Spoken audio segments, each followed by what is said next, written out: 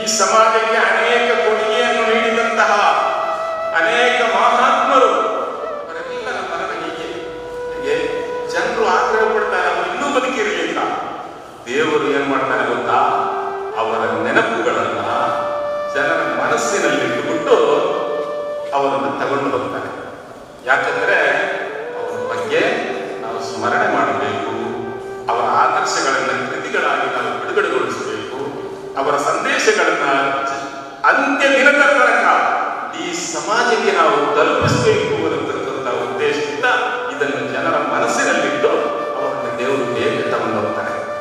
ಈ ಜಗತ್ತಿನಲ್ಲಿ ಜೀವಿಸಿದಂತಹ ಮಹಾತ್ಮರ ಎಲ್ಲ ಮರಣ ಹೀಗೆ ಆಗಿದೆ ಅಲ್ವಾ? ಅದಕ್ಕೆ ನಾವು ಇವತ್ತು ನೋಡಿದ್ದು, ಅದಕ್ಕೆ ಮಲ್ನಾಡ ಮಹಾತ್ಮರವರು ಈ ಕೃತಿಯನ್ನ ಬರೆದಿದ್ದು.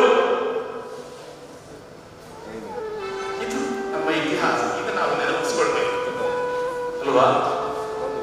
ಆದ್ದರಿಂದ ನನ್ನ ಪ್ರೀತಿಯ ಸಹೋದರರೇ, ಎಲ್ಲ ಬದಲಾಗುತ್ತಿರುವ ಒಂದು ಯುಗದಲ್ಲಿ ನಾವು ಜೀವನ ಮಾಡ್ತಾ ಇದ್ದೇವೆ. ಎಲ್ಲ ಬದಲಾಗ್ತಾ ಇದೆ, ಹೊಸತನ ಅಲ್ವಾ? ಏನೇ ಬದಲಾದರೂ ಈ ಜಗತ್ತಿನಲ್ಲಿ ಬದಲಾಗದಂತಹ ಕೆಲವು ಮೌಲ್ಯಗಳಿವೆ.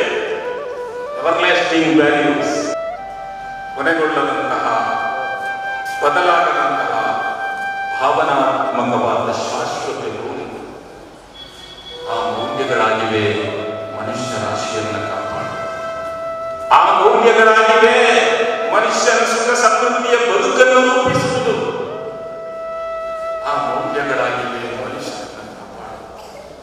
ಅದರ ಉಳಿವಿಗಾಗಿ ಆ ಮೌಲ್ಯಗಳಾಗಿವೆ ಈ ಪುಸ್ತಕ, ಆ ಮೌಲ್ಯಗಳಾಗಿವೆ ಈ ವೇದಿಕೆ, ಆ ಮೌಲ್ಯಗಳಾಗಿವೆ ಈ ಸಭೆ. ಇದಕ್ಕಾಗಿರಬೇಕು ಸಾಹಿತ್ಯ, ಇದಕ್ಕಾಗಿರಬೇಕು ಸಂಗೀತ, ಇದಕ್ಕಾಗಿರಬೇಕು ರಾಜಕೀಯವೂ ಕೂಡ.